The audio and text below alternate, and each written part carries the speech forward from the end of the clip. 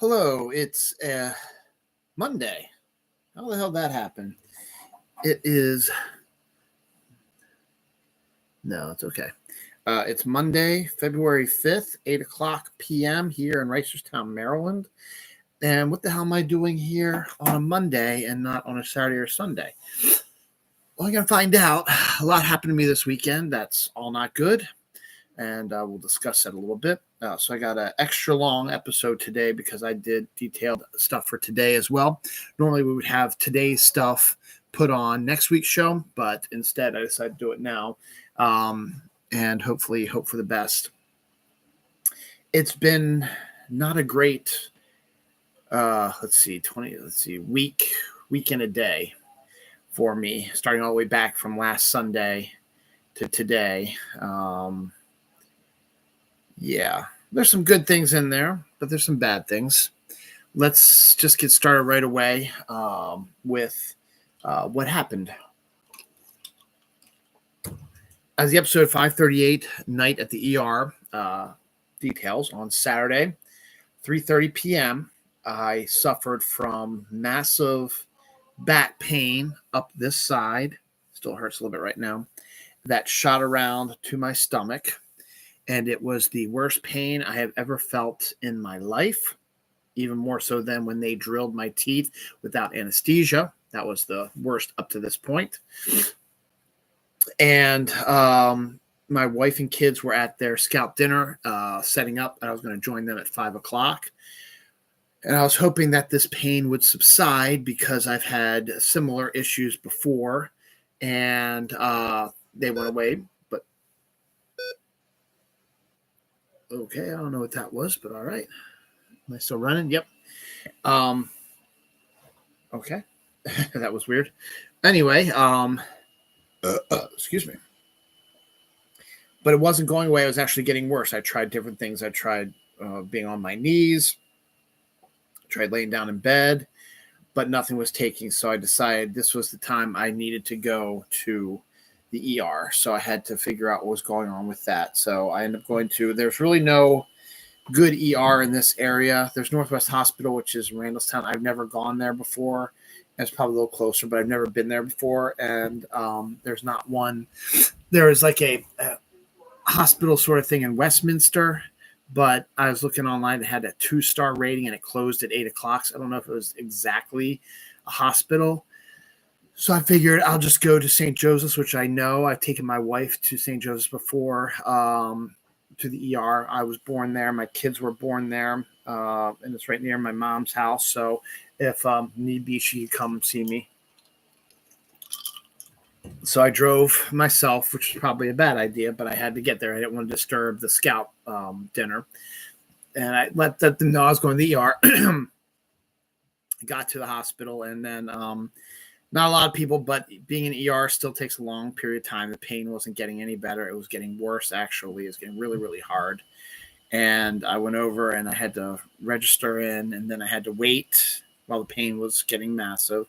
Then they put me in triage, which is they got determination of what was the problem and get some vitals and stuff like that. And then I had to wait again for a little while, pain not going anywhere away.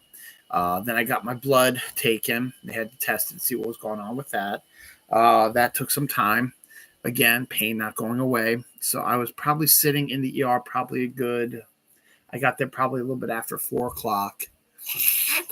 I would say probably for about 2.5 hours probably, and pain I'd never felt before in my life. It was awful. And then I was taken to the ER. In the back of the ER, they have little rooms. They're not really rooms. They've got a bed and a TV and monitors and a sink and trash cans, and there's little curtains that divide up. They can fit like 20 these rooms in one big room, and there's nurses and doctors and stuff like that all involved with that. So they put me in one of those, and they believed I had kidney stones.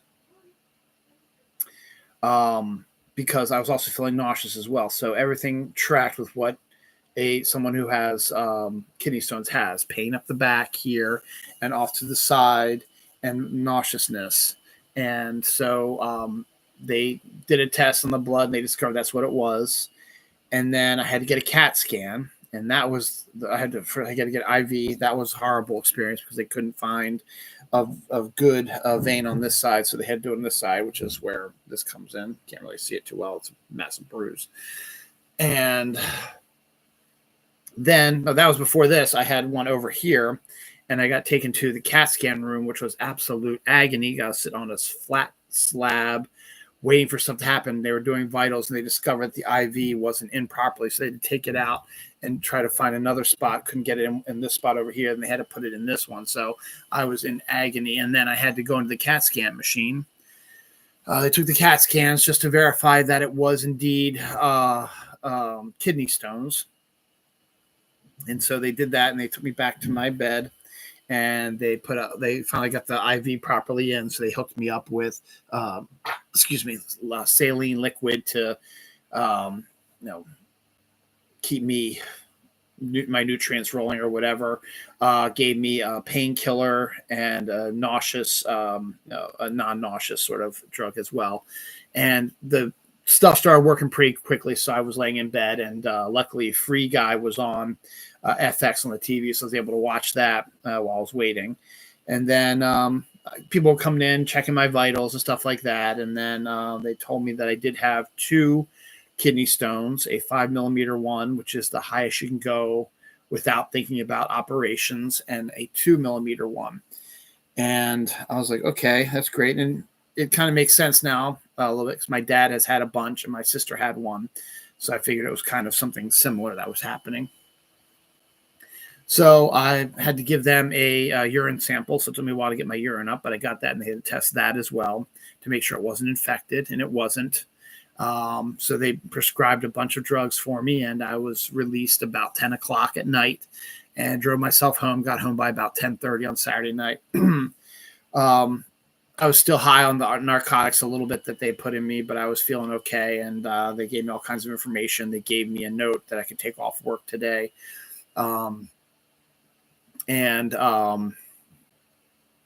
Just I had to call a urologist to set up an appointment with them. So I was like, okay, I did that today as well.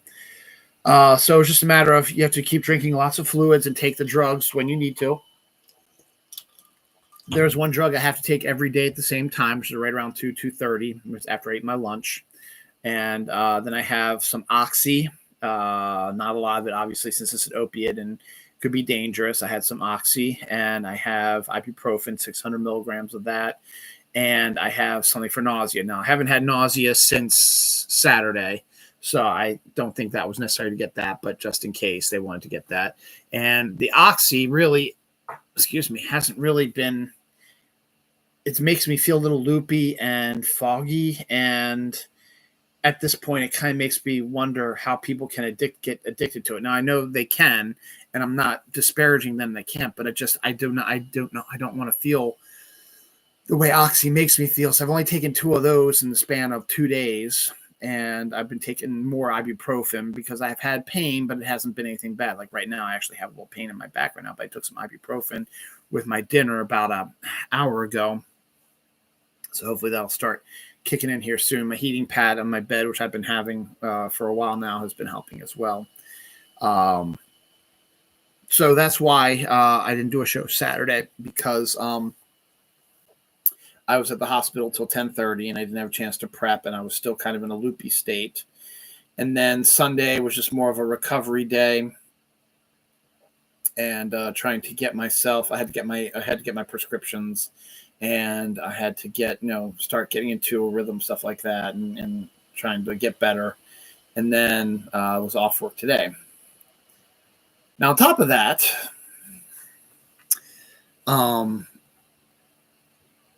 my son has been sick since last week. He's much better now, has cold, cough, not COVID, cough, runny nose, stuff like that. So he's been taking medicine, and he was sick all last week, but he's got better right around Thursday-ish, so he's been fine now. My daughter got sick, same sickness. My wife got sick, same sickness. And now I have it too. So right now I feel absolutely miserable. Right now my head is congested. I don't have the cough, but my head is congested. My nose hurts, and I still have this pain in my back from the I'm assuming kidney stones. Even though I took ibuprofen, it's not helping right now, and I've been drinking my water, so I've been peeing a lot too.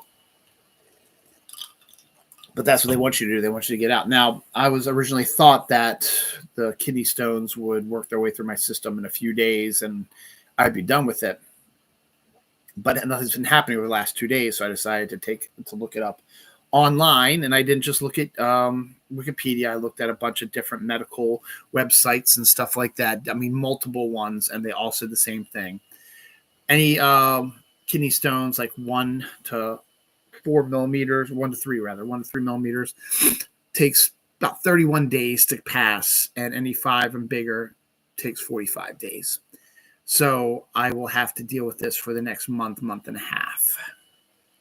My urologist appointment is not till March, so it'll be right smack dab. It'll be about a month, so I should maybe be just about done with the 2 millimeter one. They say you can speed up a little bit by drinking lots of water. They say you drink 3 quarts of water a day. I think I've been doing that over the last few days, so I haven't really drank any soda. So we'll see how that happens. Yeah, so that's what happened. So I had the kidney stones, which are still lingering, and actually it's a little bit higher up on my back. So this might be something that's not kidney stone related, because that would be further down here. This is the pain is up here.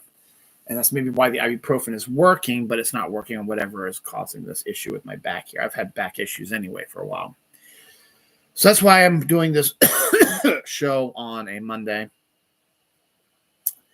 I am really out of it. I've been drugged out the wazoo, and my stomach's been a little off here, and it just hasn't been a good few days. Now, going back to last Sunday, the Ravens were going to play the Kansas City Chiefs in the AFC Championship game in Baltimore.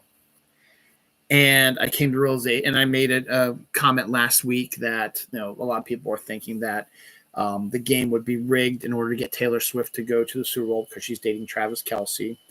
And there would be no way. Plus, the NFL hates Baltimore for whatever reason, so there'd be no way for the Ravens to make the Super Bowl despite all the other conspiracy theories out there.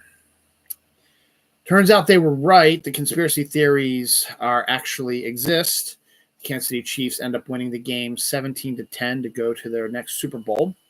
The Ravens are the better team, but we were undisciplined and we had lots of penalties we shouldn't have. Our defense played lights out. They gave up 14 points in the first quarter and only gave up 3 the rest of the game. That's how good they were, despite what Mahomes was trying to do. And our offense sucked ass. They got away from the run, which is what they should have done in the first place, and were doing terrible passes. There was at least 3 turnovers. One was a strip sack on Lamar, which put the Chiefs in really good position, but we stopped them and pushed them back so they couldn't score. And then Zay Flowers had a hell of a grab, but got flagged for taunting and got knocked back 15 yards, but then he scored. He looked like he was going to score again, but on the 1-yard line, he fumbled the ball and knocked into the end zone, and the Chiefs recovered, so the Chiefs got touchback, so we didn't get a score there. And then Lamar threw into triple coverage and did another turnover in the end zone when we were only down by 10 at that point. So, and still a lot of time in the game. So we did that. There were also a lot of roughing penalties. We had the taunting penalty. We had one where Van Noy headbutted Travis Kelce, which got a 15-yard flag. There was another flag with a dubious roughing the passer flag, which was ridiculous. And then we got another 15 yards for when the Chiefs were offsides. The Ravens player smacked down one of the linemen and gave them 15 yards, and they were able to freeze the game on that. So on the cover, at the first look at it, I was like, yeah, we were undisciplined. We got away from the run game. But then I started noticing some things, and people were pointing these out to us. First of all, Travis Kelce, who I was liking a lot, is a fucking douchebag. Beginning of the game, he was messing with Justin Tucker. Him and Mahomes were all getting in his face about, kicking in their end zone while they were warming up. But he does that all the time. You go back to every single game he's ever played, and he's warmed up in the other team's area and never had a problem with anybody. Even 2 other times against the Chiefs, he had never had any issues. Except Mahomes came out and said, there's only been 3 times when I've had issues with a kicker, and all 3 have been with Baltimore. Fuck you, Patrick Mahomes, piece of shit. And then Kelsey was jawing the whole game at people and drew the roughing the passer call by pushing one of our players. And, of course, they're always going to get the secondary guy. And he taunted him but didn't get a taunting call for that. And then every time he caught the ball, he did a taunting thing, whatever. And they knew that they could disorient the Ravens. They were taunting them. There was stuff, the whole Zay Flowers thing. If you look at it again in slow motion, it looked like, he caught the ball and then he got up and pushed the Chiefs guy down and then taunted him. That's got the taunting thing down. Well, apparently it turned out that the Chiefs guy was holding him down after he caught the ball. Should have been flagged for delay of game there. And that caused Zay to get up and push him back down because, hey, get off of me, and then taunted him, say, hey, I still caught the ball. Plus, he was probably jawing at him the whole time, saying, you're a terrible rookie, you haven't had a good catch all game. So you're not supposed to let that get to you, but I can get that. Plus, there was numerous pass interference calls that were not called on the Kansas City Chiefs, which could have changed the game, including the interception in the end zone. We should have had the ball at the 1 because there was pass interference, because you can tell 100% that there was pass interference on Likely before the ball got to him. And yet everyone was like, oh, no, it happened after the ball got there. No, it didn't. If you look at it, the ball's here. The interference was here. It happened. And we should have gotten the ball at the 1-yard line and scored then. And we should have kept with the running game. That was on the Ravens and the coaching staff there. So, but yeah, Kelsey is a fucking douchebag. I liked him a lot, but now I think he's a fucking asshole. And because of that, she is going to start her Tokyo leg of her Eras Tour this week. She will be able to make it to the Super Bowl, though she'll be completely wiped because she has about a week off because she has to go to Australia. She was at the Grammys yesterday, which I'll talk about in a little bit. And her and Travis had, kissy stuff on the field after the game and all kinds of stuff. So I like their relationship, but Travis Kelce is a piece of shit asshole, and he gets on his fucking podcast and starts berating all of our players. He can just go fuck off, a piece of shit. I really don't like him now. I was kind of liking him a little bit, but now he's just a piece of shit. But then during this, and then there was an OBJ. There was a pass interference against OBJ, which should have resulted in us getting the ball in the red zone again and cutting us over touchdown. So there's all kinds of stuff that happened. Yes, we still did the stuff we weren't supposed to. We probably shouldn't have done some of the things we were supposed to, but we didn't get. We did get flagged for a lot of stuff that we probably shouldn't have, and then stuff didn't get flagged that should have been flagged on it. So whatever, it's over, and it's a boring Super Bowl. The 49ers, that game was even worse. Detroit Lions took a huge lead. They're up like 21-0 or something, 24-0 or 24-3, something like that at halftime, and they lost. So the 49ers and the Chiefs are going to the Super Bowl, which is going to be on Sunday. Yippee. I am so excited, as you can tell. However, during this game, after the game, I came up with a new character called the Cynical Conspirator Dylan. And I wrote my cynical conspiracy theories down and then had real life Dylan say, you're fucking crazy. What are you talking about? But here are my cynical conspiracy theories. The Ravens were asked to blow that game once the NFL learned that Taylor Swift was going to be able to go to it, because they want all the ratings, because every game she's been at in the playoffs has been the highest rated playoff game ever for the NFL, because everybody's watching it for her. So they know you get that. And then we'll get to the San Francisco stuff in a second. And you get a California team, which is the biggest television area in the country. you're going to get monster ratings. Probably the biggest Super Bowl ratings of all time is probably going to happen. I'm going to call that now. We'll find out not this week, so I'm going to try very hard to do a show on Saturday. Maybe I should do it on Super Bowl Sunday before the game. I don't know, because that is raid day, and I kind of like doing raid day, so we'll see what happens. I'll probably do it Saturday night. So you won't know who the winner of the Super Bowl is until my next show, not this one coming up, but the one after that, which will be the 17th of February. So here's my cynical conspiracy, Dylan, theories that I had about the Ravens. So the NFL talked to the Ravens and said, we need you to throw this game. Don't do your running game, which was dominant, and we put this guy here to call these penalties so that you don't win. And in exchange, you will win the next 2 Super Bowls, because the colors for the next Super Bowl thing have showed up there, green and purple. Now that whole thing was destroyed by this year, but that could go back to normal again next year. So Ravens, you're going to go to the next 2 Super Bowls. Next year, you're going to play the Chiefs in the AFC Championship game in Kansas City, and you're going to beat them to get to the Super Bowl in Kansas City.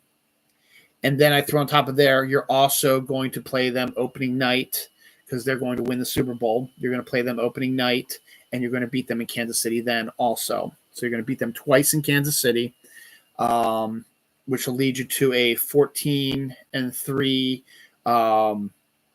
record, but Kansas City's still going to be the number 1 seed. And with a 15-2 record, probably.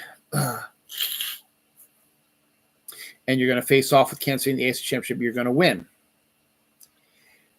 You're going to face the Detroit Lions, a rematch of what should have been this year's Super Bowl if there wasn't the fix in. So they said, we're going to finally give everybody the Ravens-Lions Super Bowl they want down in New Orleans, which is where the Ravens played last time. And they're going to get Eminem to perform at the Super Bowl halftime show. Then the next year, so that's the first year. The second year, Patrick Mahomes is going to have a mysterious injury, and he will be out for the season. And the Ravens are going to dominate the AFC again, be the number 1 seed, and go Super Bowl again for the second year in a row. Now, at this point, the opponent is not been decided yet, but we will keep you informed once that happens. Then cynical conspiracy Dylan also came up with the idea that Travis Kelce had been mouthing off about wanting to retire very soon. And there have been rumors going on that Bill Belichick was going to replace Andy Reid as coach of the Chiefs. And that got me my cynical conspiracy theory, Dylan, to think also is that they know this. Kansas City knows this. They know what's coming. They know that in order to get to this point they're at now, that they're going to have to give up the Super Bowl and those wins the next 2 years. So Kelce, being the douchebag he is, like, I'm not going to fucking do that. Mahomes can't, because he's already signed a big-time deal, so he's going to go with the flow because he knows they probably promise him you're going to get back in there again in a few years. And you're going to win another MVP or some bullshit like that. But Kelce knows, hey, I don't want to do this because fuck the Ravens, fuck the AFC, fuck the NFL, because I'm a big-time awesome dude. I'm fucking Taylor Swift. Yeah, I'm a douchebag, asshole, motherfucker who created the fade haircut, motherfucker. I'm going to retire. And Andy Reid's going to leave because they know that the fix is in for the Chiefs, and Belichick's going to go in there. He doesn't give a fuck because he likes Baltimore. He's from Baltimore. He's a U.S. Naval Academy guy, so he's fine. That's okay. I'll be all right with that. Baltimore was a thorn in his side with the Patriots, so he'll be fine with that. So that's cynical Dylan there. And then on the flip side, they when Detroit went to the big lead, once they saw that Taylor Swift was going to be at the Super Bowl, he's like, okay, we got to have San Francisco in here to get the California television. So we're going to tell Detroit to throw the game. They're going to promise them a 17-0 season next year and be the number 1 seed. And they're going to make it to the Super Bowl, and they're going to lose to the Ravens. So it's going to be there's going to be no undefeated season type of team. And I don't know what they promised them for the second year, but that's my conspiracy theories on that. Now, I have no issue with Taylor Swift. I like Taylor Swift. I like Taylor Swift a lot because she is a genuine good person. She cares about children and animals. She's just a girl. Her choice of men is disappointing, but when he's not on the field being a douche nozzle, he seems to be treating her okay, except the fact that he said, "Oh, I can't make it to the Grammys, baby," despite the fact that he came to 13 of my games because I got to get prepped for the Super Bowl, which was kind of fucking ridiculous, if I should say so. They should have given him at least a leeway to go to the Grammys with his girl, watch her win the awards that she did, and then come back and start his prep for Super Bowl tomorrow or today, later today, doesn't matter. But yeah, so, and I also like the fact that Taylor Swift is making the maggots lose their fucking mind because she's getting people to vote and vote for Democrats. She's not forcing them to because that's not how it works. She's telling her people, hey, it's your civic duty to vote. So please, I vote. Please sign up to vote. And they're like, yeah, we'll do whatever you want to it, Taylor. And Taylor's like, and I'm going to, say Joe Biden is my guy. Oh yeah, we'll do that too. That's not, but she's like, you don't have to. It's your decision. But the best choice is Joe Biden. I'm sorry, it just is. If you've been following the news in any shape, form, or whatever. So that's why they're losing their fucking mind about that. Plus, she's a strong woman. She is a self-made billionaire, whereas their Lord God got his money from his daddy and then had to go through all kinds of hoops and ladders to stay in the process that he's in, including doing many illegal things. So he's not even a self-made billionaire. He's not even a billionaire. He totally lied about his net worth. And so I think that's why they hate her. So now they're all like saying, yeah, she's destroying the NFL, stuff like that. And these are all people who said they were never going to watch football again after Kaepernick was taking the knee. They said, I'm never going to watch football again. Well, apparently you are because, you're bitching about Taylor Swift. So I'm okay with Taylor Swift. I think it's crazy that she decided to do this. I know she wants to support her man, all that, but it's fucking, you're done your concert in Tokyo. You're almost immediately going to have to jump on a plane. You're going to have to fly. You're going to do an international date line. Your time's going to be all screwed up because you're basically going to land in Las Vegas about an hour after you took off in Japan because of the time change and the date change, stuff like that. And you're going to be wiped and you're going to be in the spotlight and you're going to need to be up and cheering. You're going to be fucking wiped. Yes, you'll probably be sleeping on board the plane, but that's not always 100%. You got adrenaline going also from you doing your performance. I don't get it. She does have the week off and then she goes to Australia. So is Kelsey going to put his money where his mouth is, or is he just going to be an asshole and say, I can't make it to Australia, honey, because of this. I can't make it to London because of this. I can't make it to this and never go to any of her shows again. And yet she showed up for every one of your fucking games, you piece of shit. Well, we'll see. But it is what it is. And anyway, speaking of that, she won her 4th Album of the Year Grammy, which is a record. She also won her 14th Best Pop Vocal Record, which is also a record, which is also album, which is also a record. And she announced a new album, not a remake. Like everyone's still waiting on her 1 or 2 remakes that she's going to do. This is a brand new album due out April 19th. So she's got a lot of that going for her right now. So that's good. Continuing with the sports ball, the Washington Commanders, which is my other team I like. I've been talking about them a lot. They've got they fired their head coach. They have a new ownership team. They've got to hire a new GM, new executive, who are both brilliant. And they just picked up Dan Quinn, who was the Dallas Cowboys defensive coordinator, as their head coach. And Cliff Kingsbury is going to be his offensive coordinator, and Joe Witt Jr. is going to be the defensive coordinator. So they've got a good coaching lineup now. So good for them. So I think Washington's going to have, if they don't fuck it up, Washington is going to have a pretty good team to come up with there. Continuing with the sports ball stuff, the NFC won the flag football Pro Bowl 64-59. Who gives a fuck? Stupid piece of shit. But Justin Tucker was the inaugural winner of Kicker Tic-Tac-Toe, which is a brand new game that they did for the Pro Bowl this year. So that's pretty cool, too. Switching gears to other sports ball, the Baltimore Orioles have finalized the sale. John Angelos is no longer the owner of the Baltimore Orioles. He has sold to two billionaires, including Cal Ripken, who is involved in it in some form or another.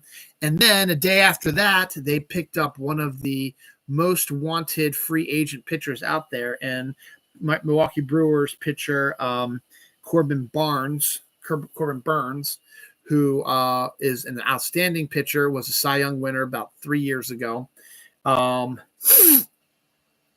is a definite number one starter. And we gave up two prospects in DL Hall and Joey Ortiz Jr., but it's worth it because even at his worst, the number one, the guy who picked up, Corbin Burns, his worst ERA he ever had was a 3.39, which is an outstanding ERA, actually.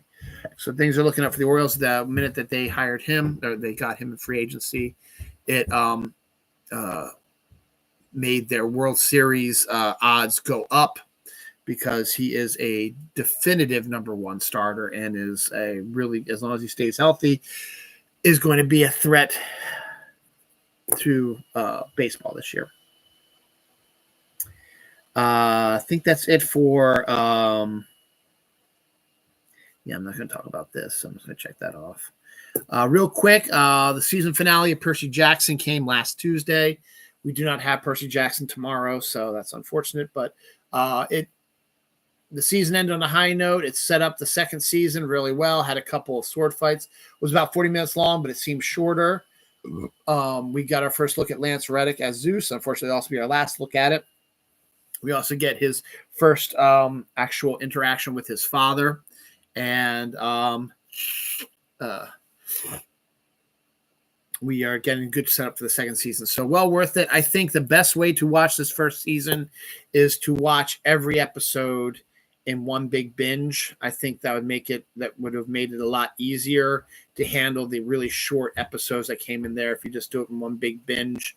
I think so it's 8 episodes between 30 and 40 minutes long. So let's see, that was 1 hour, 2 hours, 3 hours, roughly about 4 to 5 hours long. So it's a good sign about that as well. So good on that. Brad Pitt is going to be joining Tarantino's last film, The Film Critic. We believe he is going to be the lead. It was expected, thought to be anyway, that it was going to be a really kind of a relative unknown.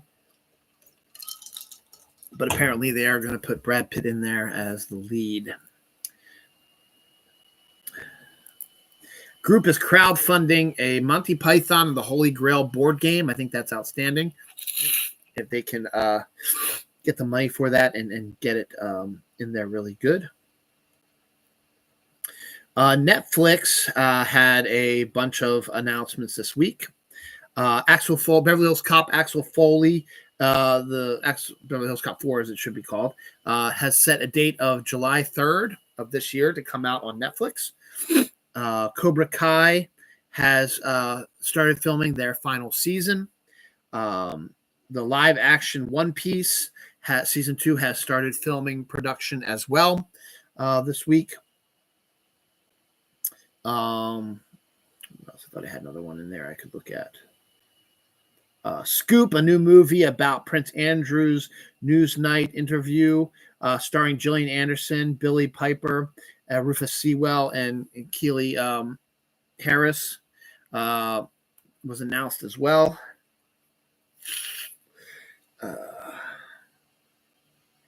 I think there's a couple of other Netflix stuff that I got later on in the show, which I'll talk about here in a second.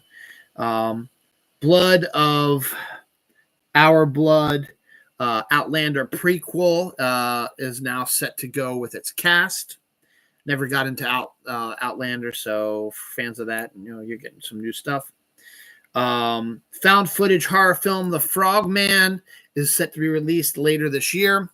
Frogman is one of the cryptids out there that not a lot of people know about. Now there's a found footage movie about it.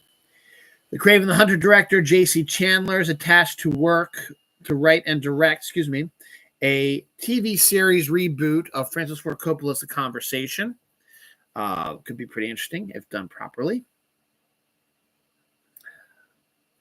Tim Burton to helm a remake of Attack of the 50-Foot Woman, written by Gillian Flynn, who wrote Gone Girl and Dark Spaces and a bunch of other really good things. And she's also local. She worked for the Baltimore Sun for a while.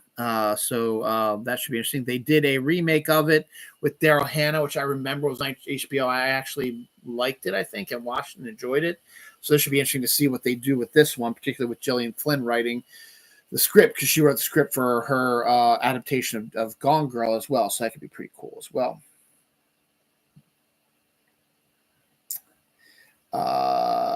Also at the Grammys, John Williams has won his 26th Grammy Award for the score for Indiana Jones and the Dial of Destiny. In Fortnite news, Power Rangers may be coming to Fortnite, and a Teenage Mutant Ninja Turtles event will be starting on Friday. So that's pretty good. The Year of the Dragon Pokemon Go event is ongoing right now since Chinese New Year is coming up real quick. The problem is you have to catch a lot of dragon types, and it's the Year of the Dragon. And so the whole event is supposed to be around dragon types, but they haven't released a lot of dragon types yet. So we'll see what happens with that. Also, the Grammys, rapper Killer Mike was escorted out of the Grammys in handcuffs after winning 3 Grammys. He was charged with battery and was later released from custody. So we'll see what happens with that. A couple cuts the soles out of their shoes to walk barefoot while wearing their shoes. It's a new trend that I really don't understand. The whole reason to have soles on your feet is so you don't walk barefoot on rock and hot stuff and step on glass and dog shit and all kinds of stuff. Doesn't make any sense to me. Super Earth TO17156 has been discovered in the habitable zone of its star, so we may have another Super Earth that could have water on it. A 639-year-long John Cage organ performance had a rare chord change today. It's an ongoing composition that will keep going for 639 years.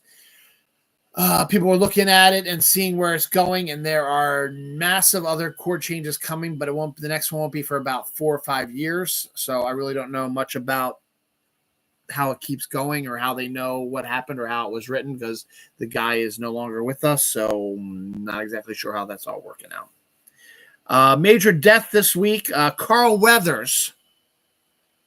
Apollo Creed from the Rocky movies, Dylan from Predator, and was also Action Jackson, was also in The Mandalorian, was in Happy Gilmore, huge star, did all kinds of stuff. He passed away this week. Kind of a shame. Anniversary. Facebook is 20 years old this week as well. So congratulations, I guess. Page 1 is done, 38 minutes in. I've got 4 more to go because I've got a lot to talk about. Now we're talking about stupid Republicans. The Take Back Our Borders convoy, a bunch of MAGA Republicans who are driving their trucks and stuff down to the border to try to help persuade illegal immigrants from crossing, to scare them off, to threaten them, and so on and so forth, and to see how bad the border is. According to Republicans, the border is so bad that we are being engulfed by illegal aliens who want to, rape and murder and steal our money and our jobs and all kinds of stuff. And President Biden has, the House has done a bipartisan border bill, and the Senate has done a bipartisan border bill, but the House will not be calling for a vote because they are taking their marching orders from the previous asshole president, who is a terrorist traitor, who is telling people not to do the border stuff because that's the only way he's going to win his reelection, which is a bunch of horse hockey. And it just proves that they don't give a shit about the border because they actually have a bipartisan border deal in place, but it's not going to come to a vote because that asshole doesn't want it, because he wants to say that, it would be a win for Biden. He would lose his reelection chances. You're already losing, dude, but this gets even better. So these idiot morons who are on this take back the borders caravan are very confused because they've been traveling up and down the border expecting to see tons and tons of immigrants coming in and lined up and sneaking in at different areas. And there are a total number of 0 through the whole long mile stretch that they've been covering. The whole area, they say, that is swarming with immigrants, which has lines of immigrants waiting to get in, has 0 immigrants waiting to get in. It's almost as if the Republican Party is lying. So the maggots are confused because their little brains can't accept the fact that their lords and savior, the Republican maggots, lied to them. And it's making things chippy. There have been videos of them getting at each other over this. Couldn't happen to better people. Robert Downey Jr. says that Margot Robbie has not been getting enough credit for her role in Barbie. That comes on the heels of her not getting a nomination for Best Actress in the Academy Awards. Irish Wish is Lindsay Lohan's new Netflix film. That's set to debut on March 15th, 2 days before St. Patrick's Day. It's about a bridesmaid at her best friend's wedding, and her best friend is marrying the love of Lindsay Lohan's life. So a innocent wish shifts gears and makes Lindsay Lohan be the bride and her best friend be the bridesmaid. So I don't know if they remember how it was and now this is going on or what, but it's a perfect role for Lindsay Lohan. It is a St. Patrick's Day themed, I would say almost Irish event.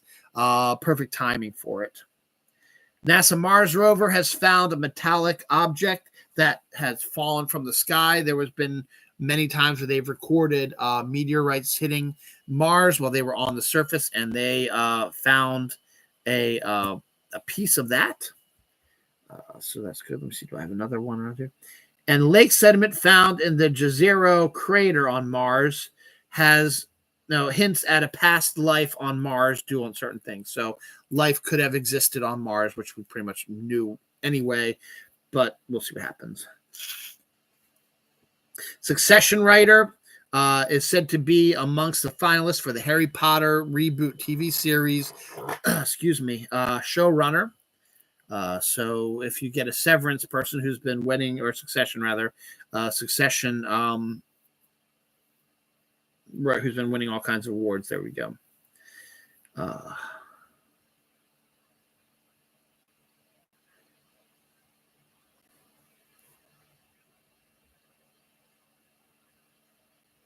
What the hell is this?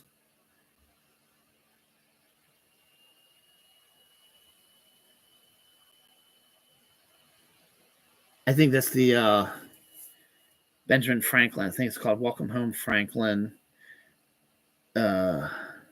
Set to appear February 16th on Apple TV.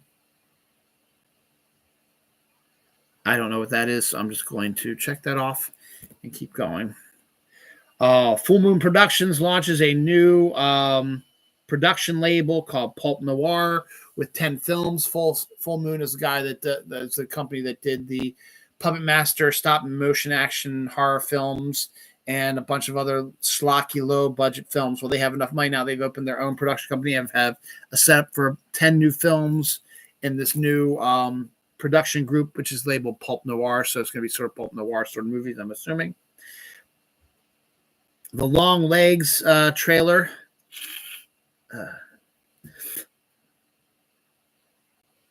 Oh, Welcome Home Franklin. That's the cartoon about Franklin, the character from Charlie Brown and the Peanuts, his arrival on in the world of Charlie Brown on February 16th. Now, when they brought Franklin in, it was Charles Schultz making a statement about segregation and stuff like that. So they wanted to have a black character on in his cartoon, and he's popped up periodically here and there. The most problematic one though is the Thanksgiving one where he's sitting by himself, separated from all the white kids, which is brought up every Thanksgiving when the cartoon airs. But this one is going to be from his viewpoint and how he comes to the town and tries to make new friends. And they're actually going to make fun of him sitting by himself, and they're going to bring him over to the other side. So that's what that is. Sorry about that. Longlegs trailer, a horror film with Nicolas Cage in it, has released a scary, creepy trailer. Sonic 3 has Ben Schwartz, Jason Marsden, and Jim Carrey returning, and Christian Ritter is said to be joining the cast as well. The first look at Black Dove, the 6-part spy series on Netflix with Keira Knightley, since there's all kinds of Netflix stuff coming out here.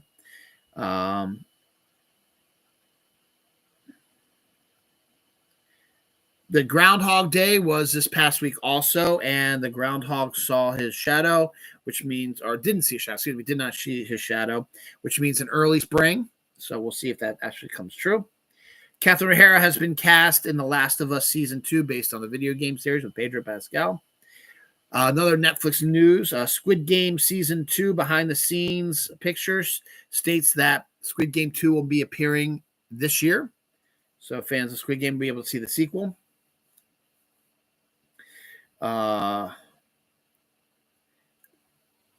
DreamWorks doing a Dogman animated film set for 2025 based on the kids' books.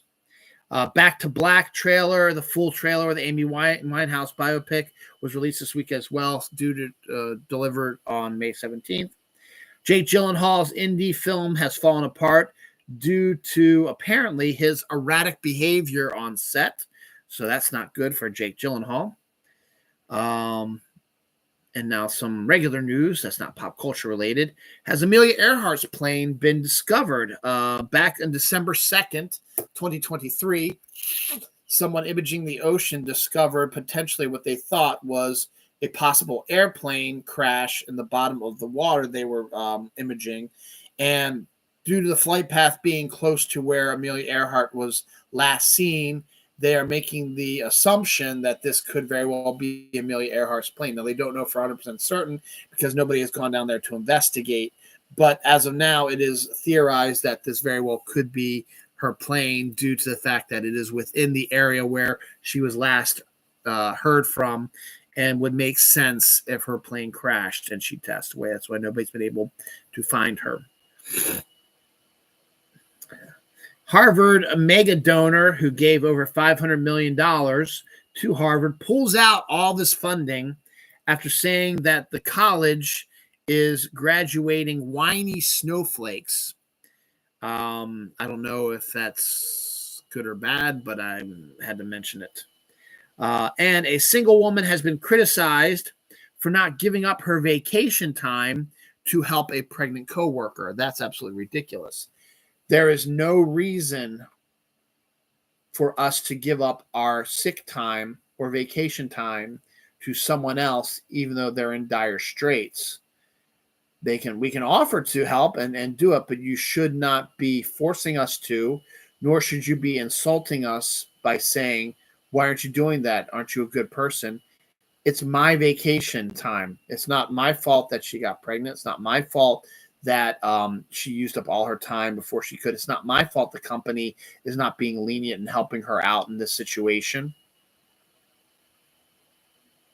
Your PTO, paid time off, is your paid time off.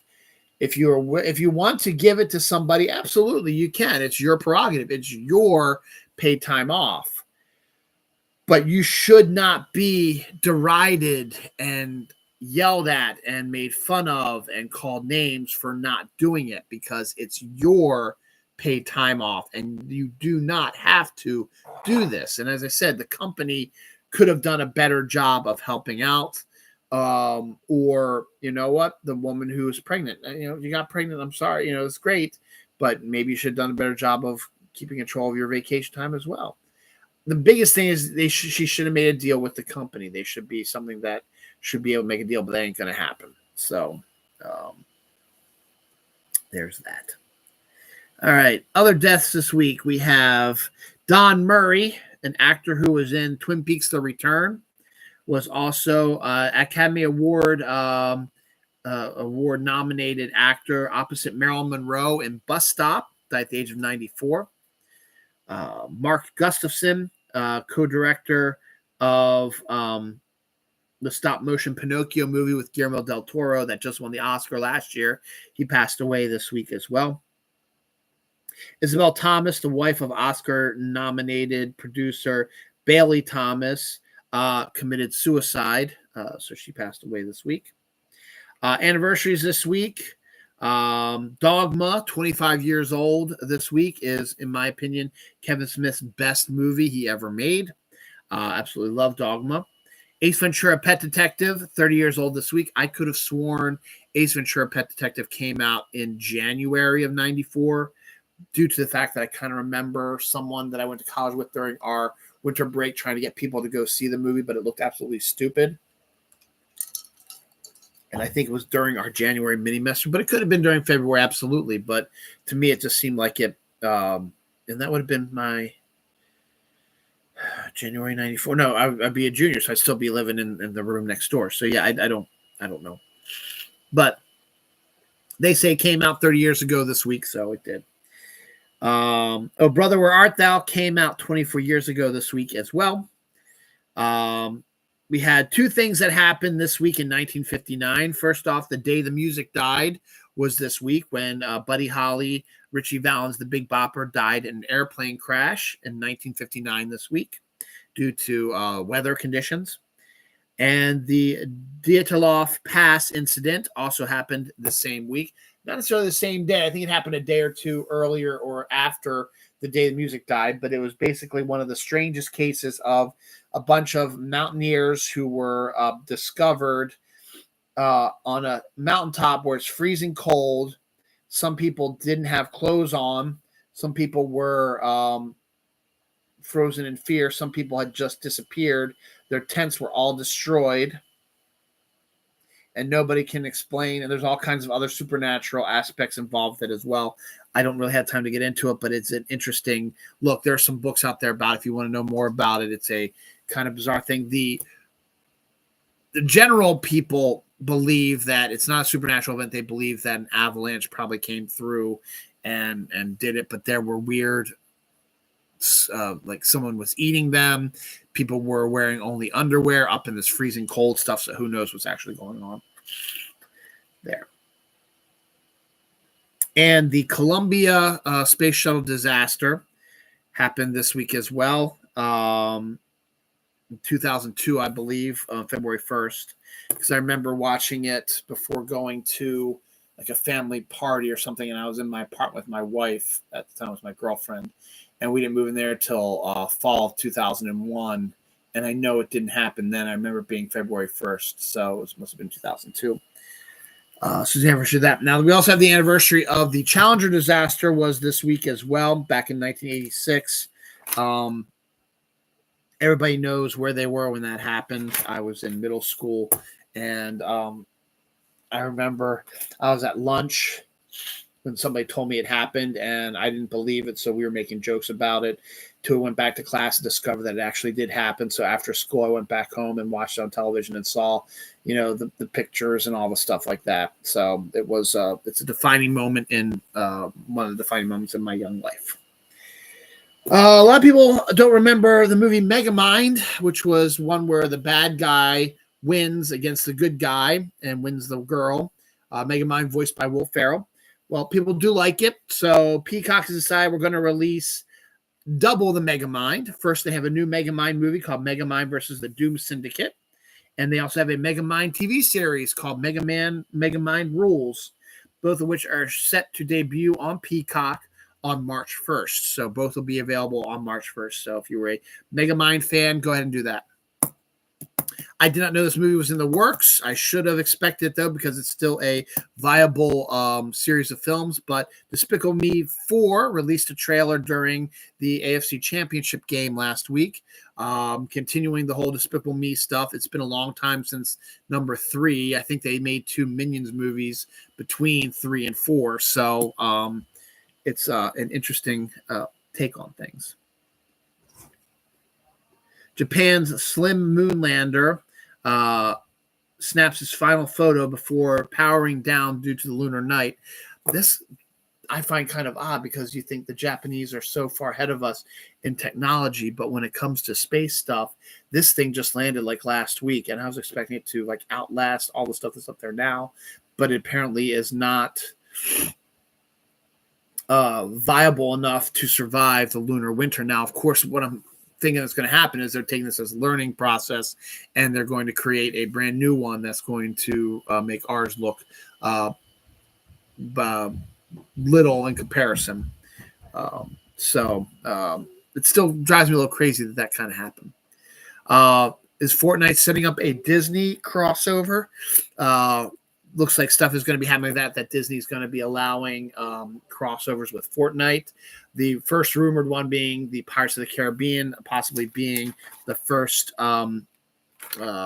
character skins and event stuff to Fortnite, which would be great. I'd love to have a Captain Jack running through the Fortnite stuff, killing people. Would be awesome. The Suits spinoff gets a pilot order, so we'll see if that actually gets picked up. But the pilot will be filmed.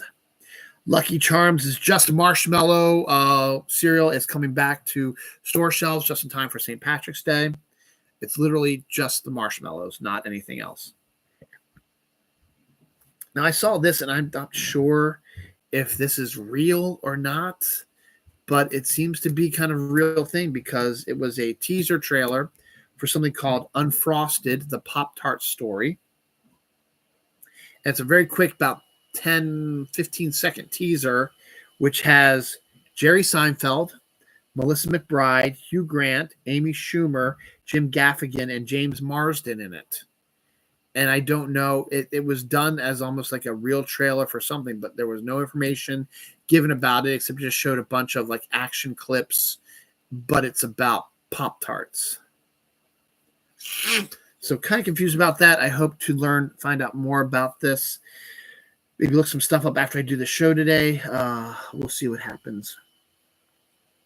Michael Keaton has a new film coming out that I didn't know anything about either, called Knox Goes Away. The first poster for that was revealed this week as well. And oh yeah, by the way, also this week, we knew it was coming, but it's now official. Beetlejuice 2 is set to debut September 6th, 2024, and has a new title. It is now not called Beetlejuice 2. It is now called Beetlejuice, which I think is one of the best titles ever. Michael Keaton returns. Winona Ryder returns. Catherine O'Hara returns.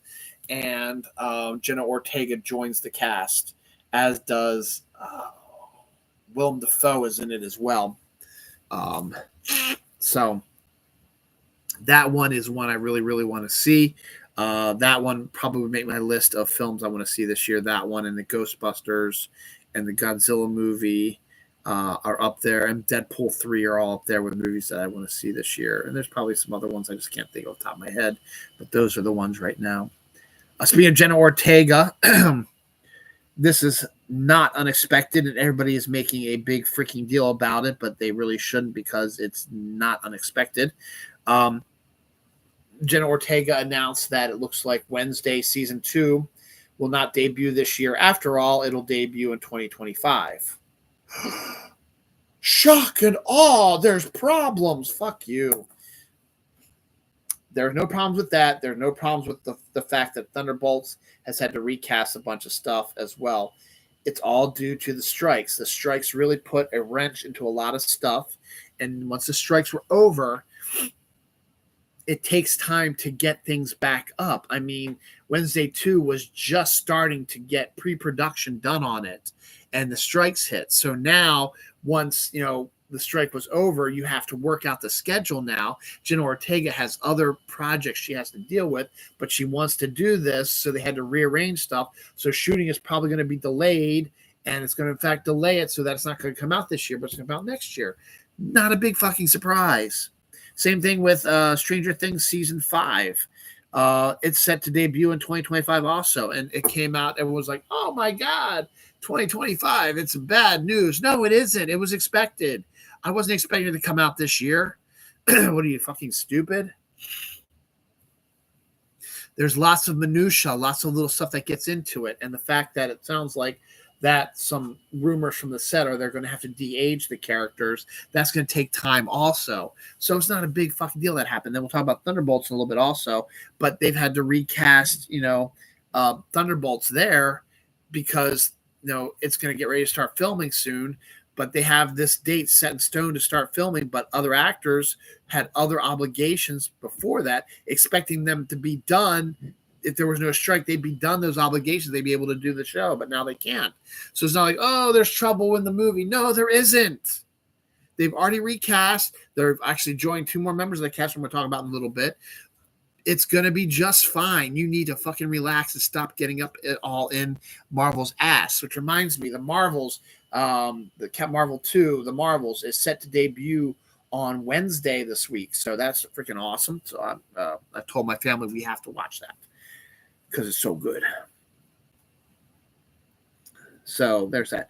Cillian Murphy is set to return to 28 years later. Everybody else is coming back. Why won't he? And I guarantee you he will probably have an Oscar to go along with that. So they can say Oscar award-winning Cillian Murphy rejoins the cast of 28 years later.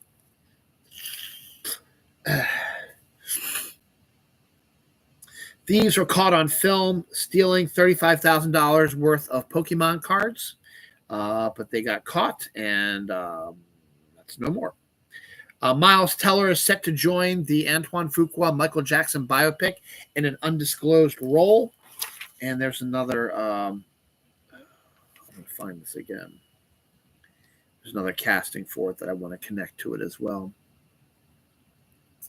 Nia Long is set to play Kathleen Jackson, Michael's mother, in the Antoine Fuqua Michael Jackson biopic, which is presently filming, which is also set for a 2025 debut. Sorry, they're filming now. It's going to take some time to get stuff organized. It's not coming out this year unless miraculously Fuqua is able to get it all done, taken care of. Maybe December. Maybe it'll come out for an Oscar push and then come out long ways in January 2025. Who knows? Damsel released a new poster, which is the Millie Bobby Brown fantasy film set to debut on March 8th. As I said, here's another Netflix thing before I get this. Sweet Tooth Season 3 will be the final season of the Netflix series based on the comic book. It has some behind-the-scenes pictures were released this week of that. So that's going to be due out here really soon. Also, Netflix has the Cameron Diaz, Jamie Foxx Back in Action film, which set to debut later this year in 2024. Now, that's made a lot of news because Cameron Diaz has not been in a movie in years. And she came back for this one because Jamie Foxx asked her directly. And then there was strife on the set. But apparently they finished it because it's due out later this year. There it is. So get back into some sports ball stuff real quick. So the Super Bowl is on Sunday, and this year's football season has been kind of interesting because we had the first ever Disney Plus live action telecast of the England game between Jacksonville and whoever they were, Atlanta, I think. And they did it with Toy Story stuff, and it was outstanding. It was so great. I loved it. Now, Nickelodeon, which has been involved in showing some of their games as well, is been given the rights to air the Super Bowl on Nickelodeon using their special sort of way of doing things. So SpongeBob will be performing Sweet Victory to kick off Nickelodeon's Super Bowl broadcast. So that's kind of cool. So if you don't want to watch the dry CBS version of it, go find Nickelodeon. You'll be able to watch the same game on Nickelodeon with the more fun stuff going on there.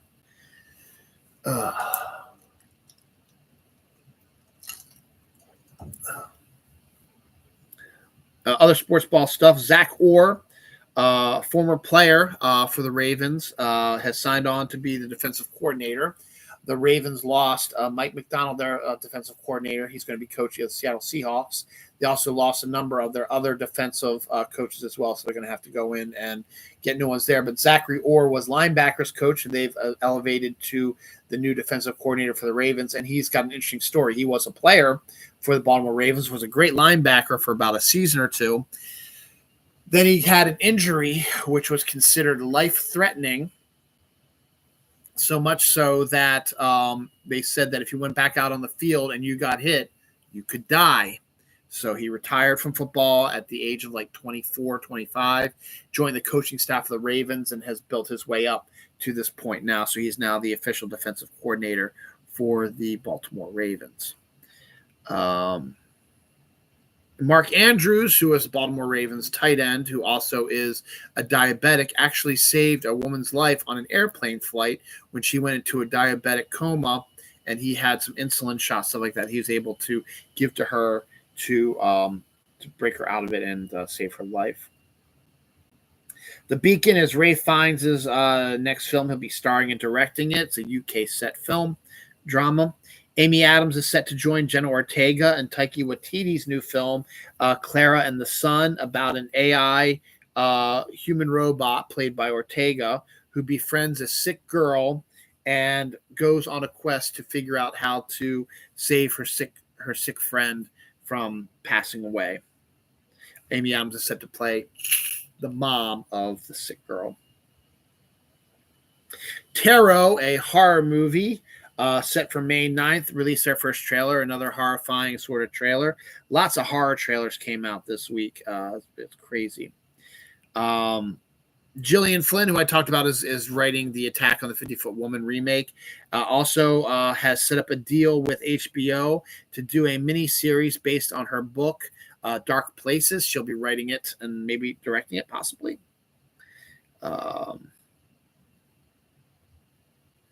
As I said, the Thunderbolts had to go through some changes and lost some actors because of other things they had to do, but they've recast them already. Louis Pullman, who is Bill Pullman's son, has officially signed on to play Sentry, and Geraldine Viswanathu is replacing the woman who was in The Bear, who is going back to The Bear.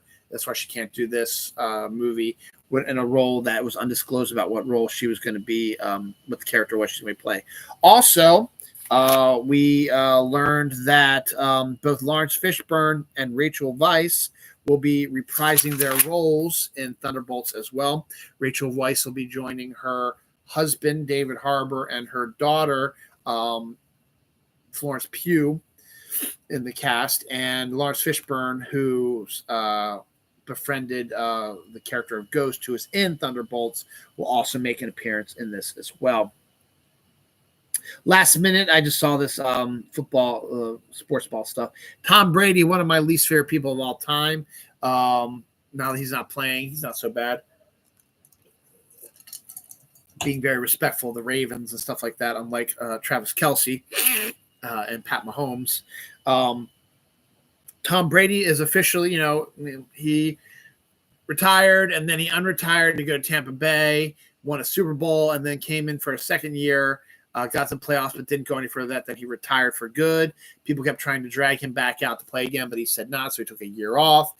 He had signed a deal to do color commentary once he retired for good. He took a year off, and now, actually 2 years off, I think, and now he is officially signed on to do color commentary for Fox starting next football season. So he'll be in the A-team, color commentary for the A-team. And since the Super Bowl next year will be on Fox, he will be commentating on the Super Bowl next year, which the Ravens and the Lions will be playing in. That's besides the point.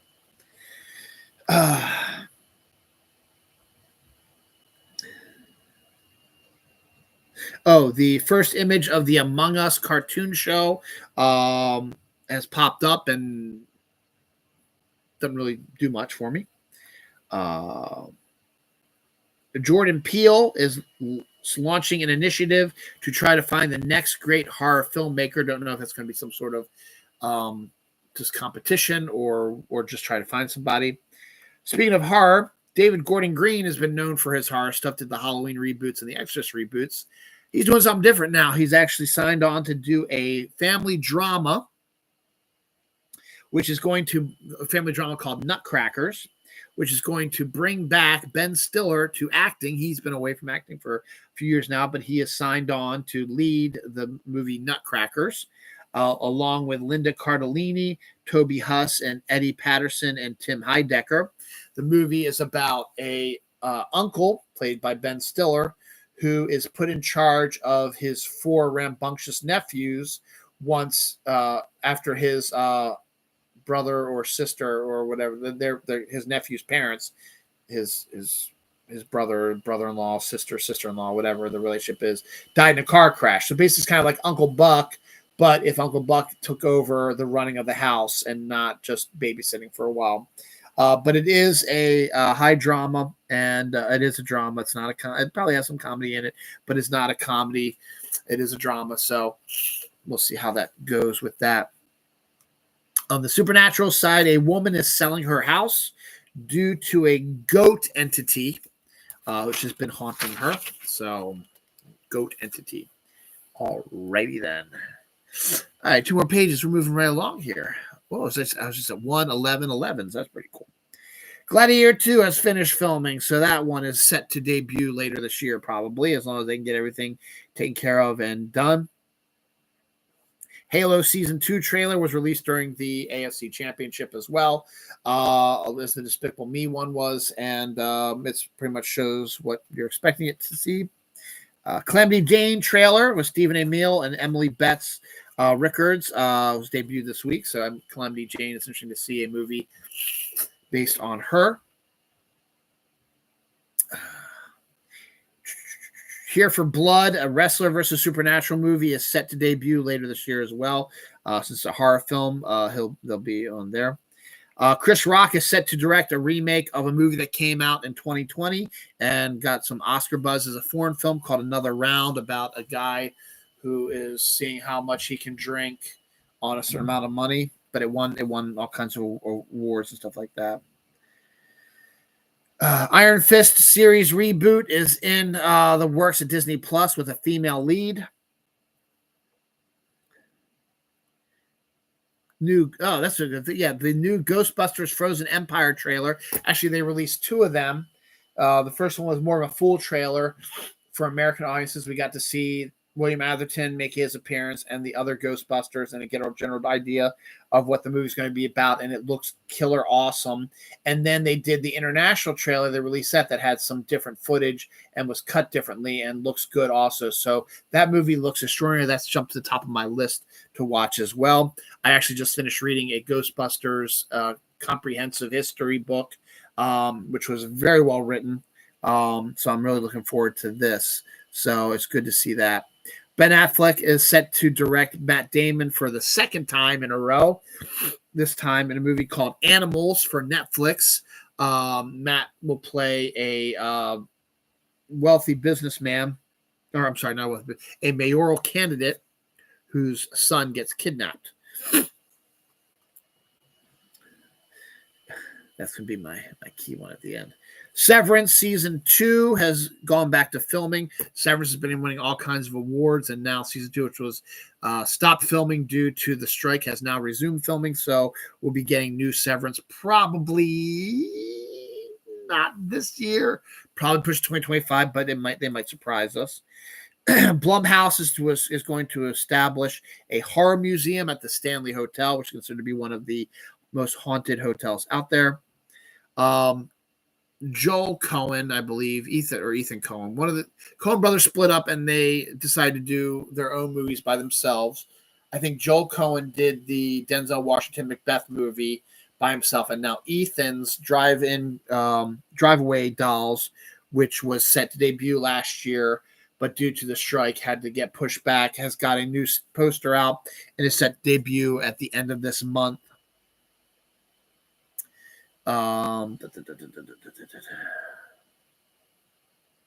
Trailer for the Ministry of Ungentlemanly Warfare with Henry Cavill and Madonna's ex-husband, who's the director. I forget his name right now. Debuted. It looks okay. Nothing great. Whatever. Canacera is going to reteam Kevin Bacon and his wife, Kira Sedgwick, in the first film that they've worked on together in almost 20 years. And yes, they are still married, and married happily, I should say. They did work together kind of in the Guardians of the Galaxy Christmas special, where you just heard Kira's voice, but she did not physically act on it as well.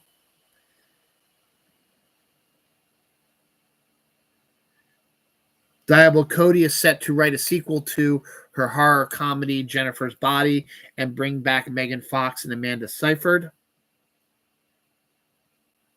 I talked about that. All right. Last week, I revealed that Jason Reitman is written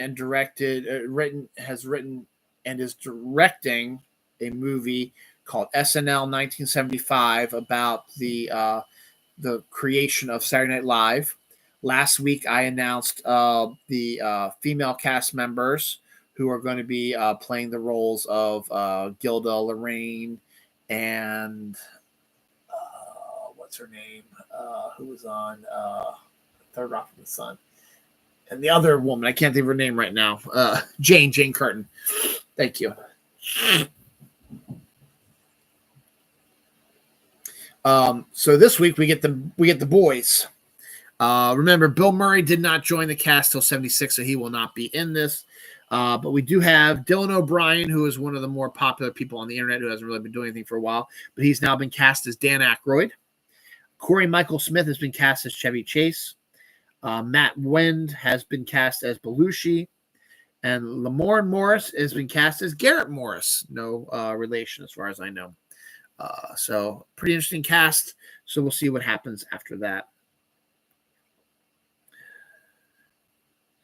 Millie Alcock to play Supergirl in the Gunverse. She might make an appearance first in the new Superman movie, but she definitely has her own series or movie in the works as well, and she will be the star of that. She is presently can be seen in House of Dragons on HBO. With that being said, I have some vindication. The WB execs have regretted releasing the Snyder Cut of Justice League. They said it was one of the worst decisions they ever made, and did not really help in any way except to appease the bloodthirsty, fucking toxic assholes that made them think that they were bigger than everybody else, and that just fucked up everything now. So they are regretting releasing the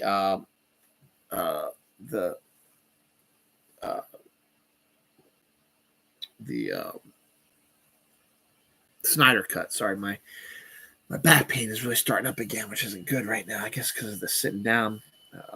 It should be. I mean, the ibuprofen is supposed to be helping me out here. Organic material found on an asteroid may be where the seeds of life developed and landed on Earth, meaning asteroids that have these organic matter on it crashed into Earth and helped create the life that we have on it right now. Inura Barnard, Haley Atwell, Jack London, and Jack London joined Duncan Jones's animated adaptation of Rogue Trooper, which is a character set in the Judge Dredd world, and it's hugely popular over in Britain. An animated film will be released with them in it. Will be the voices of the characters anyway. A sixth planet system was discovered 270 light years away, TO11136. I think that was the planet that was the super Earth that I mentioned earlier in the show is in. A camera will spend 1,000 years taking pictures of the same spot just to see how things change. A new T-Rex species was discovered, dubbed the Reaper of Death. The Universal... they were going to do a dark universe with, bring back all the Universal monsters, but update them and have them all connected and stuff like that. Well, it didn't get off the ground, but they are taking the dark universe idea and running with it and putting it in a theme park. Some local news. Hunfest has come to an end. One of the best things about Baltimore is Hunfest. It has come to an end after 30 years. There will be no Hunfest this year or probably ever again, but we'll see. Maybe someone will come up with it again, but there will be no Hunfest this year. It has come to an end. This week we have Venice Mueller, was Giselle Bündchen's mother, who was married to Tom Brady. She died. Not Giselle, her mom did. Cheetah Rivera, dancer, Broadway star, passed away this week as well.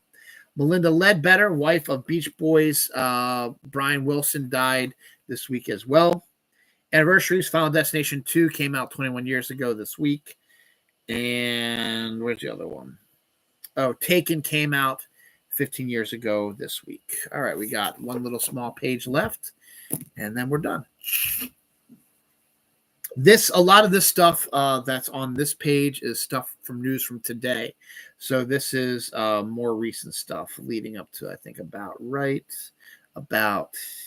here is where all this stuff here is stuff from today. All this stuff here is in the past. Peep cereal, I think I mentioned that before, but it is now coming back in time for Easter.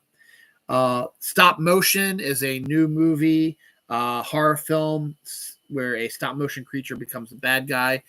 First trailer was released for that, due out on February 23rd.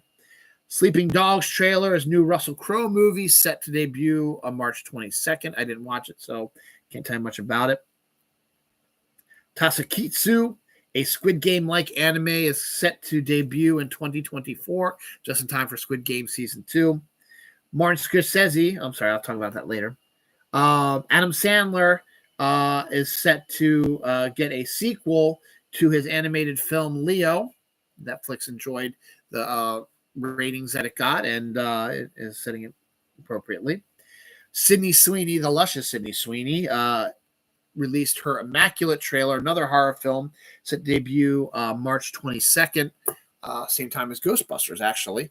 But Immaculate is basically what you might think about it, is about a nun who I think looks like she gets raped while doing confession, but it could be by the devil or God or whatever. I don't know. It could be probably the devil, because the person who, I don't know if she was raped, but she was doing confession, and then all of a sudden, like, the wall explodes and she falls backwards, and there's like this grunting noise, and then she wakes up and discovers that she's pregnant.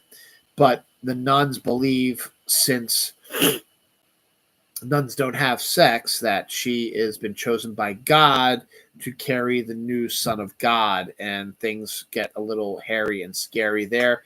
It's a very atmospheric trailer. It has the luscious Sydney Sweeney being not glamorous, which is the way the film should be. But as I said, she's making herself quite a career. Her romantic comedy, Anyone But You, just crossed $150 million in domestic gross. It was made for $25 million. Her Madam Web movie is set to debut on Valentine's Day, and now this one is set to debut in March. So we'll see how that. But it's a horror film. Looks like it's going to hit where it needs to with the horror fans. What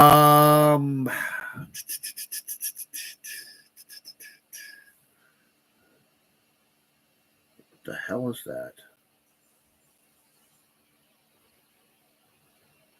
Oh, yeah. Winnie the Pooh, Blood and Honey 2 released its first trailer today, actually. Looks like another piece of shit. Whatever.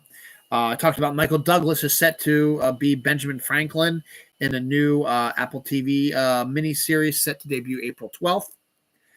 The Night Agent season 2 has started production. I actually have that down twice. Don't know why.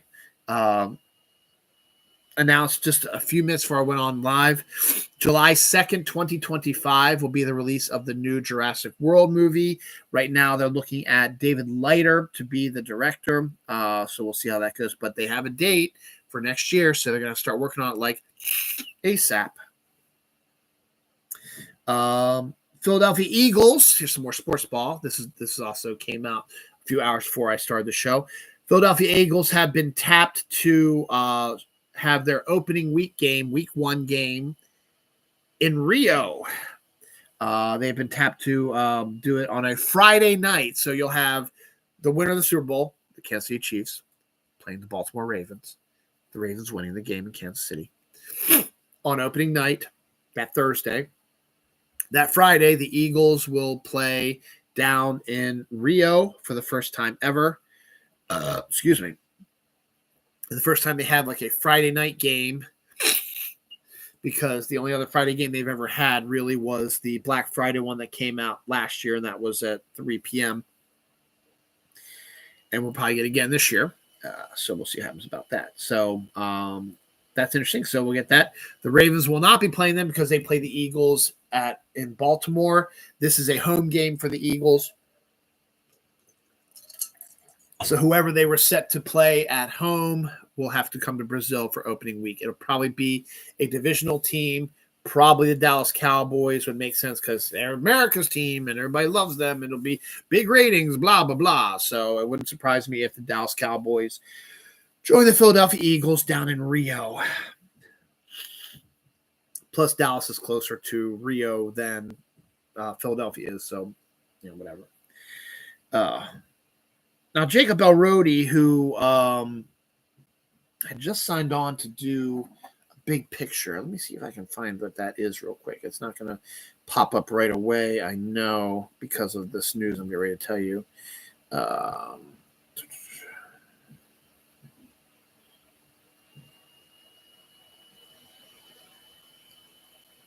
He's a star from Euphoria. And he just got in trouble, but I think he just signed on. He was an actor known for the popular Saltburn, which is going to be the basis of the story here in a second.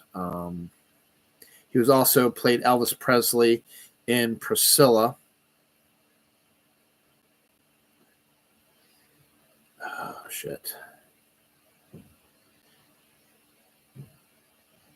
Apparently he dated Zendaya. He was cast in a role that someone stepped away from, which I mentioned on my show, but I cannot remember for the life of me. Doesn't matter anyway, because he's probably done in Hollywood, because he is the star of Saltburn, which if you haven't seen Saltburn, there's a scene with bathwater and all this stuff. He got into a altercation over a bathwater scenario down in Brisbane.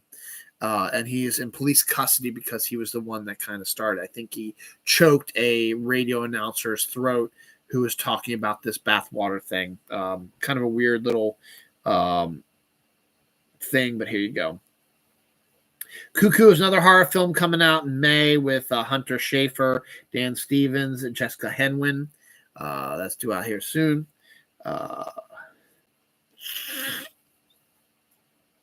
Sebastian Vaniel is set to be the next director of the next Evil Dead movie. That'll be done through Bruce Campbell's production company. Let's see one of those.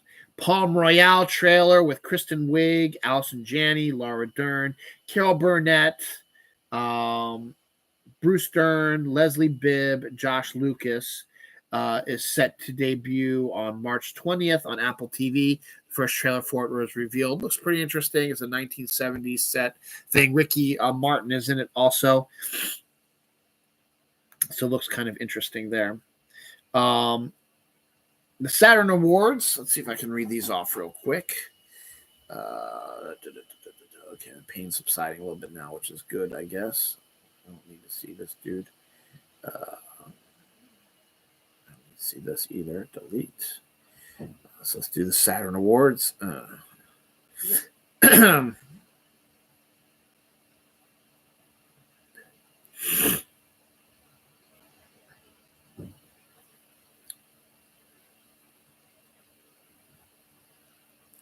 Wow. Breaking news. State of emergency has been declared as more heavy rainfall expected in California.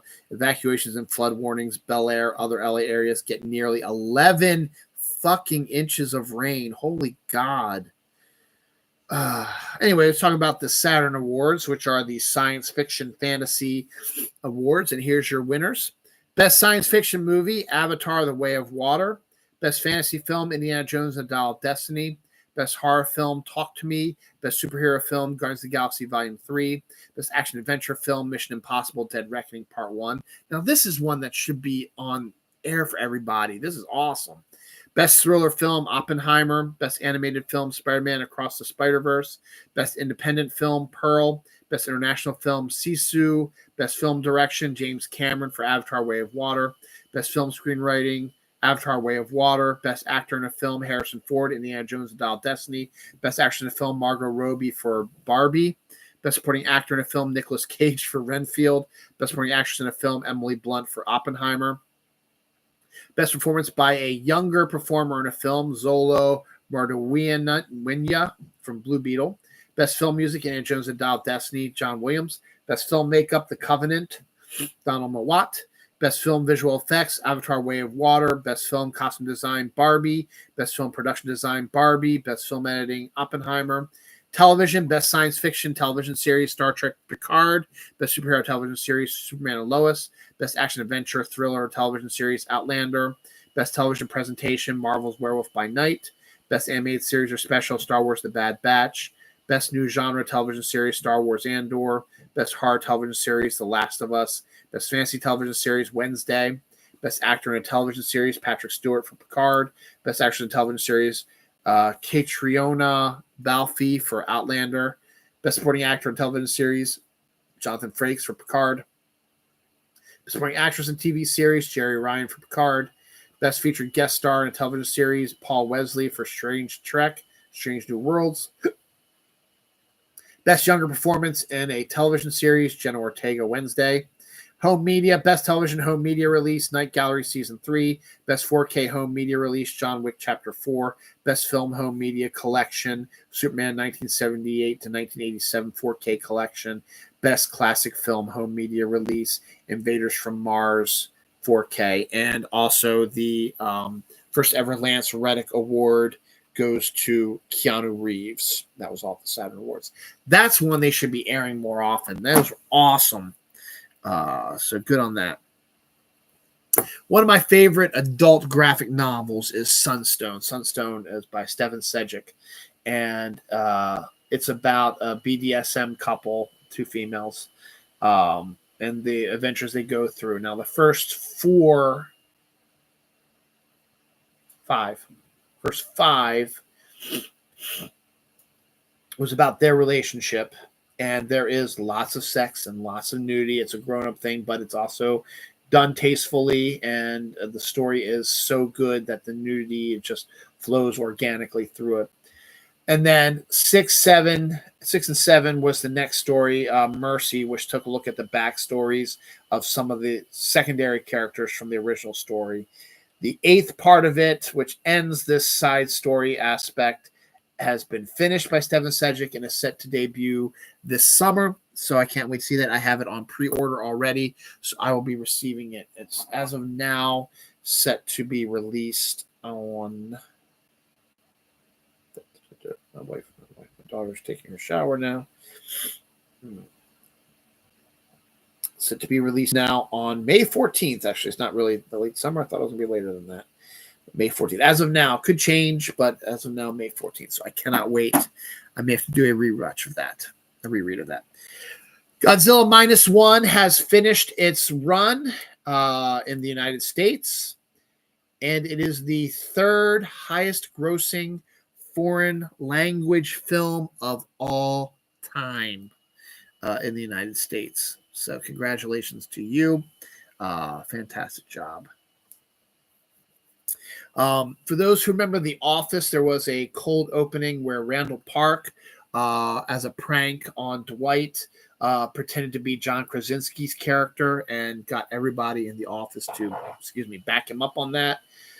Randall Park has decided to reprise that role of playing John Krasinski in this behind-the-scenes documentary, behind-the-scenes video about the new Ryan Reynolds John Krasinski film, If, where it's Ryan Reynolds talking to John Krasinski about it, but it's Randall Park as John Krasinski and Ryan Reynolds is flummoxed as how Dwight was. And then they show actual pictures of Randall Park directing the movie. It's outstanding. It is hilarious, and a great callback.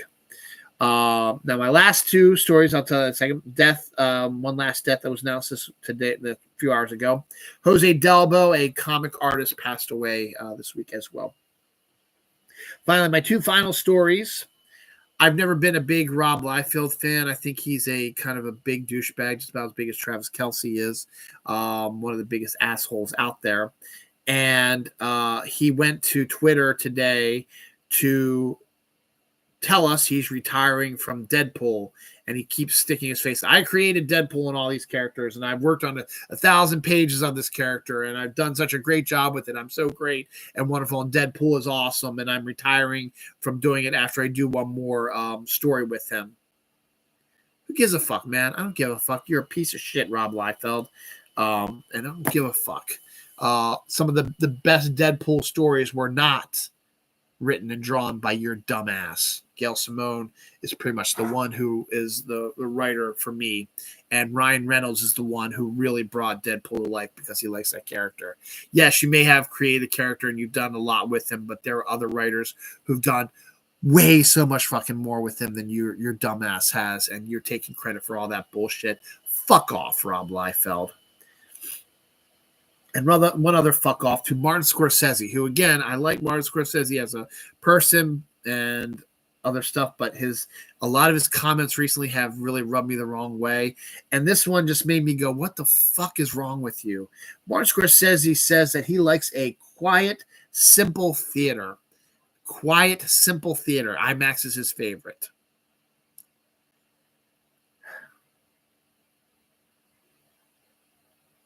You're complaining that your films do not get enough box office, yet you prefer a quiet, empty theater to a full one.